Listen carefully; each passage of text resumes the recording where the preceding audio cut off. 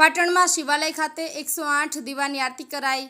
પવિત્ર શ્રાવણ માસના છેલ્લા સોમવારે પાટણ શહેર અને જિલ્લાના શિવ મંદિરોમાં જય ભોલેના નાદ સાથે ગુંજી ઉઠ્યા હતા। શિવ મંદિરોમાં વહેલી સવારથી ભક્તોની ભીડ જામી હતી। અંતિમ સોમવારના દિવસે પાટણ શહેરમાં આવેલા અંબાજી નેડિયા વિસ્તારમાં ભગવાન શિવજીને 108 દીવાની આરતી કરાઈ, જેમાં મોટી સંખ્યામાં સોસાયટીના રહીશો ઉપસ્થિત રહ્યા હતા।